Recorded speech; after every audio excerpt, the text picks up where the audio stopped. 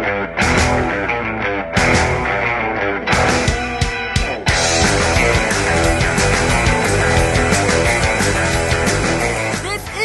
About Cars, a podcast for car enthusiasts and the people who love them.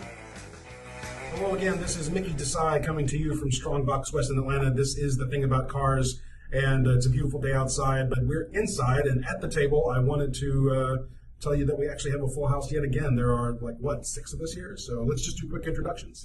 I'm Rob. Beka. Eric. Frank. Ben. And once again, I am Mickey. We've got like I said, a full slate of things to talk about, too. The first thing I want to talk about is I have a couple of friends, Shanna and Mike, who posted this question to me some time ago. They bought a car recently. It was a Toyota Highlander, maybe? And they were looking at 2 cars, same identical model, but one was a year younger, right? So 2 Toyotas. The older one had fewer miles. The newer one, of course, had more miles. If you were in that situation, which one would you get? The younger car with more miles or the older car with fewer miles? I would have to start with what kind of options to each vehicle have. Is there anything that differentiates it? That came out well. Differentiates it. Makes them different. No. Assume or just the year and the model. Everything else? Everything else is the same. All the bells and whistles are the same. Let's just assume that. Cosmetics are the same. Yep. Service history is the same. Yep. Was there a recall that got addressed when that model year? That's a good question. I'm assuming that all these things have been sort of addressed. I'd go with the newer one. Why is that? It would be worth more later. It depends on how long. What's the mileage difference? Yeah, that was the next. It may still have warranty left when the older one will not. Yeah, being the type who drives them until the wheels fall off, my gut would be to go with the one with fewer miles, especially since it's probably a more modern car anyway, so things last pretty well. I'm agreeing with Ben. That's where I was landing, was going towards the one with fewer mileage. Right. Well, and we're all people that really do drive them until the wheels fall off, but I think that if you're the kind of person who replaces their car every 2 years every few years. Every 500,000 miles, right. I got a new one. Whether you need it or not. That's about 3 times as long as my VW GTI lived. But to address what you said about cost or value when it comes to resale value, you would think that up front, if you're paying for the older one, you're paying less than the one that's a year newer. So anything you may lose for that 1 year difference at the end of your ownership, you should be the same sort of delta at the beginning of your ownership. It's the same. I would think that's the same logic. But it also depends on how old they are, too. Once you get old enough, I'm assuming these are newer, once you get old enough, a couple of years in the model wouldn't make a difference as far as the value anyways. it was like a 15 or 20,000 mile difference between the two. On a Toyota, that really doesn't matter. Yeah, it's pretty negligible with modern hardware. Yeah. It really comes down to color. There you go. Well, the little details like color. Yeah. You want to look at how much life is left in your tires because even that's $1,000 difference. Mm-hmm. Belt, service history like that, just all your wearables, your shocks. So basically, it sounds like the same sort of checklist that you would use for buying just a used car. Mm-hmm. Right. Yeah. Just comparing the two of them. Yeah. Cool. Okay. What's next on the agenda? Becca, you wrote a couple things up there for us. Yeah, where to start? I think first and foremost, we have a new law going into effect on 7/1, which is rapidly approaching. Here in Georgia, it's called the hands-free law, and it's pretty much you can't touch your phone at all if you're. Yes. Well, yeah, it specifically says, wireless telecommunication device. So yeah, that pretty much includes any GPS. Now, if it's integrated, if it's sitting on your dashboard and you don't touch it, as long as you don't physically touch it in any way, you're okay. Unless, I don't know, I can't think of a single GPS that plays videos, but apparently at some point it was brought up with GPS and video. I don't know, they're out there. Yeah. Really? I've had them. Okay. Eric said something funny on the way. Frank said something funny on the way in that it's like everyone's trying to get in all their handheld use now before the law comes into effect. But, Probably so. But you can't even let it rest on your lap. No. Which is something I've been notorious for, and it doesn't mean I'm even using the phone, but especially in a Mustang, that cell phones were around, but not quite as popular. There's not really a lot of places to put it.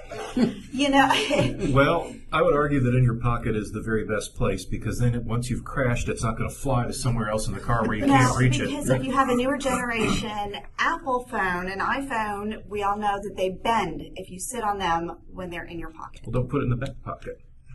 You're still bending in the front. You're just not sitting on it. Or in the center console or in your purse or something. You know what I mean? Somewhere where it's not going to fly around the car or crash. Mine is attached to my dashboard. I use Waze. I use it almost religiously. And so I have a couple different questions. Like Waze does require user input, right? And if I see a policeman or if I see a wreck, it takes me 3 or 4 clicks to make sure that data is in the system.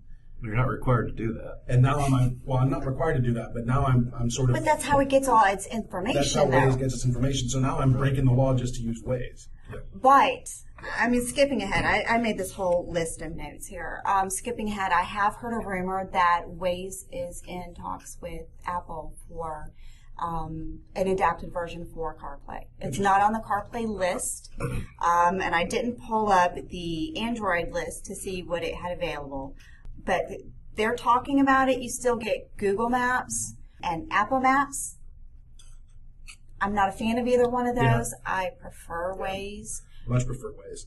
But here's the other thing. It's like, okay, how enforceable is the law? We already have a no texting law in this state. And I don't know anyone who's ever gotten a ticket for texting. I think it's a law that's just there so they have something else to throw at somebody should they want to. Yeah. It's just more, I hate to say it, it's revenue. It's revenue. It's an opportunity to say it's something that we don't like that you're doing in this situation because we don't like you for whatever reason.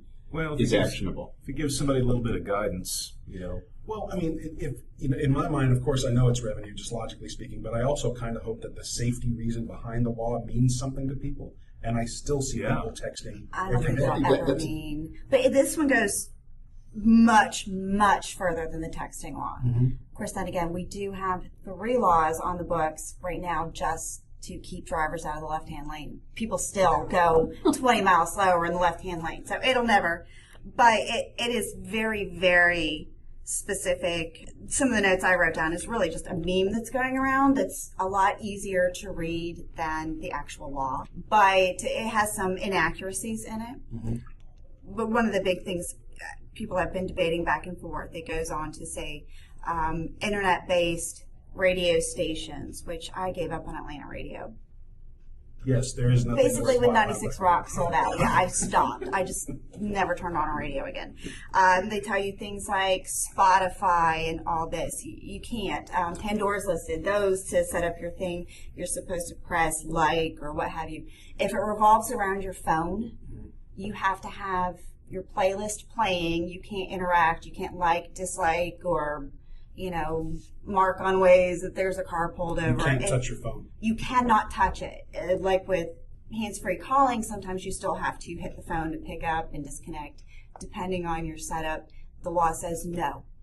Now, if you have to touch your dashboard because you've got a touch screen, then you can do it. So all these apps are working towards better integration or just new to it so that people can use it and touch the dashboard. But if you touch it. I think that's a really good insight into why this law is, like any law that has to do with technology, is woefully short-sighted and out of date by the time it comes out. The very fact that CarPlay and all these things are integrated in cars with touchscreens already. It's basically, look at the new Mercedes. It looks like there's literally a tablet mounted to the dashboard as a separate piece. People have done that. It's all over YouTube, people putting tablets in cars. But the point is that you're doing that as part of what's built into the car. At this point, what is the difference between, okay, it is a permanent fixture on your dashboard versus something that you could stick with a magnet to your dashboard that is your phone? It's the exact same controls. It's the exact same touchscreen. It's the exact same. You've got to look at it. There is no difference. What this law is a problem in that it's symptomatic. What you said about the left lane driver's laws, they're trying to put in laws as a substitute for common sense. Yes. Instead of having people understand, you shouldn't touch a hot stove because you're going to burn your hand. It's like a law saying don't touch a hot stove. someone's still going to touch their stove a lot because they want to know why. When you get burned, we don't want people wrecking to learn I shouldn't have used my phone. Right, but that's sort of lesson to learn. That's what they're doing. That is what they're doing. That is what they're doing, but we're talking about much bigger consequences than a burn on your arm for a week. Yeah, if I'm killed or maimed because someone else is learning this. Exactly. It's much bigger consequences, but it is that problem that they're not learning, they're not. The only time I thought an air horn on a car was a good idea. You see $39 eBay. Yeah, that'd be the one time that it's okay. Even cheaper on Wish.com. I've thought about it just because people ignore you now. It doesn't matter how long you lay on that horn. If they feel that they were in the right of way, they will just. I want to make them at least pee their pants. And they become a whole ornithologist and show you their bird. That's great. I got 2 of them too. So as long as we're talking about, I mean, we're looking at Beka's list. Let's move on to are we done with that? Well, I did want to mention, just in case. I know I had a whole bunch of stuff. I did want to mention, if people wanted to see a brief explanation, there's a video on Facebook. The site is Georgia GOHS on Facebook.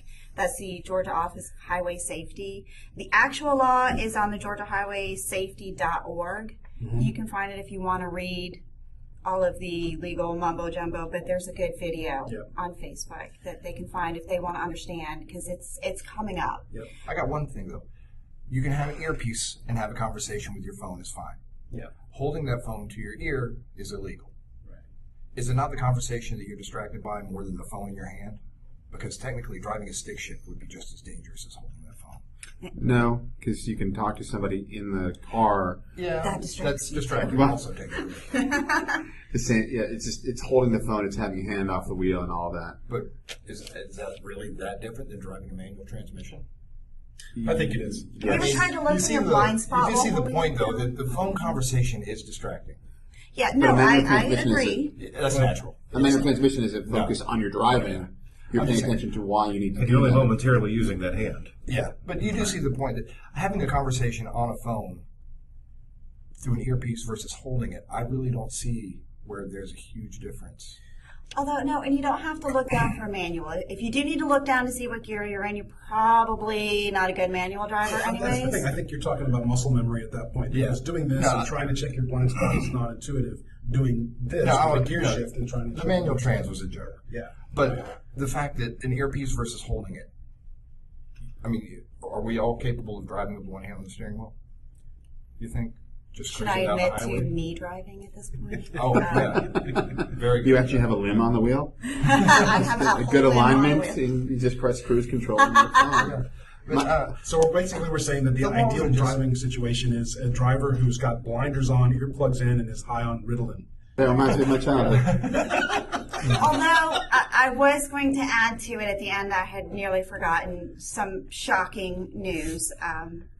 Eric saw a little bit work in progress coming in, what I'm doing to the Mustang. I'm gutting the center area. I can't even call it media because media centers weren't around back then. I'm gutting it, and I have a Boss Apple CarPlay doubled in a box at my house, and I'm going to be installing technology in the Mustang. Did you do the Crutchfield thing?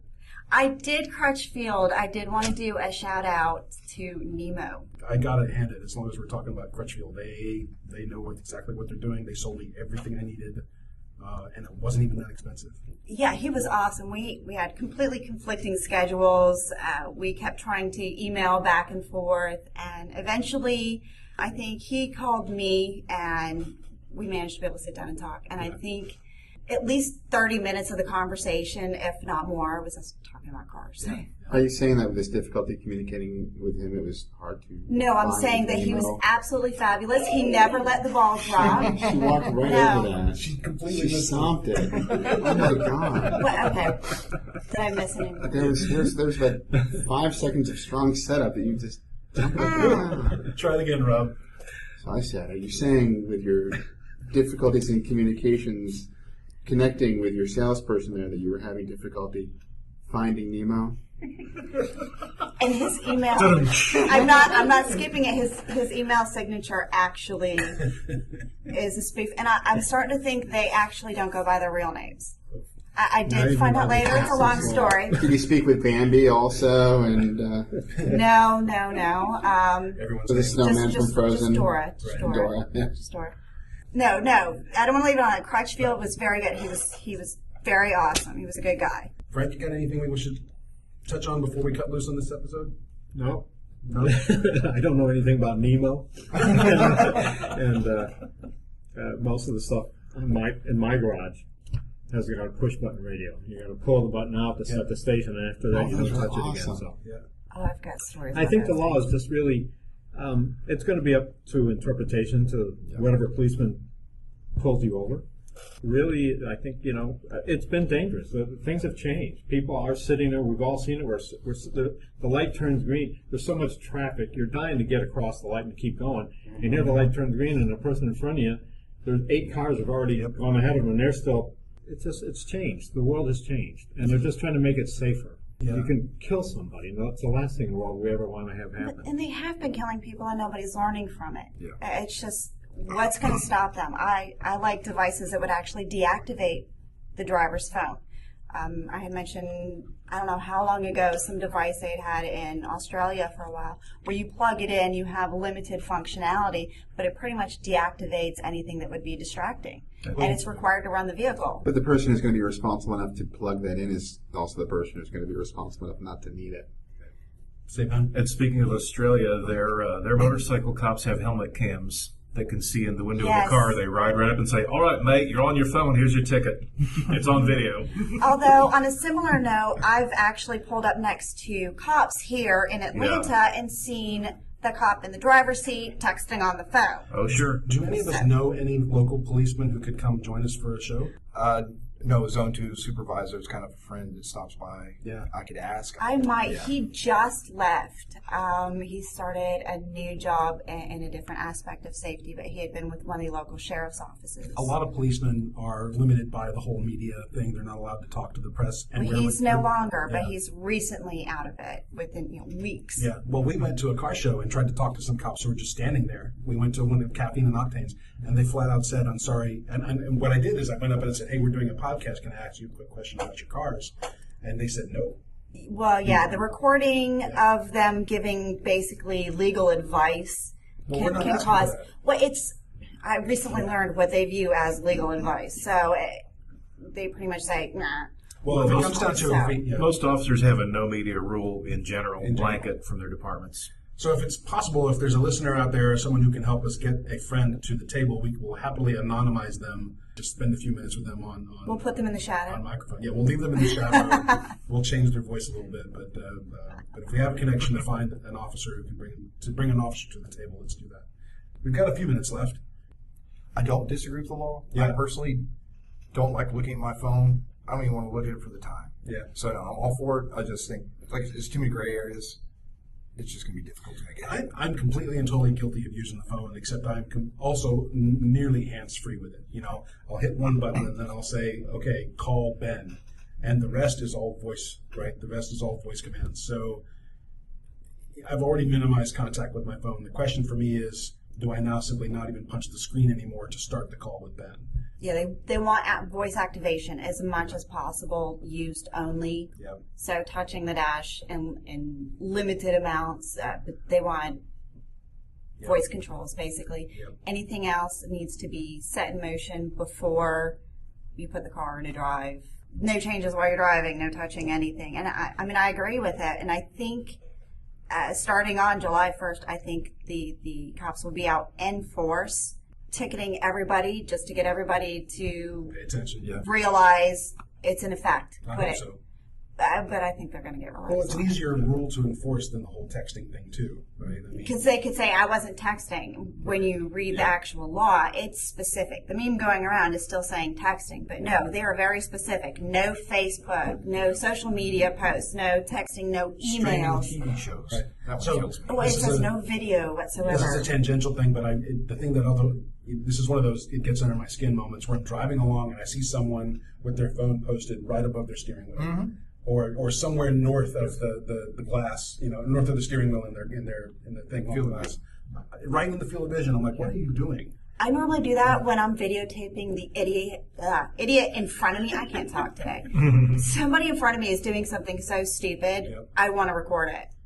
Because if some resulting accident happens, they'll put it on the steering wheel just for the view there.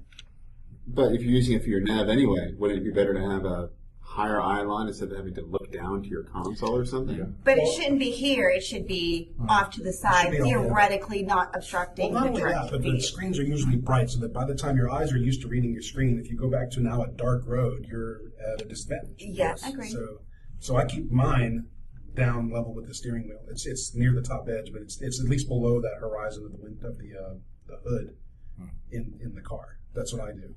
But along those lines with what he was saying, I've had times where the conditions on the road change so fast that even me looking down to look at my speedometer has given me enough concern once I've looked back up. Something has drastically changed in half a second.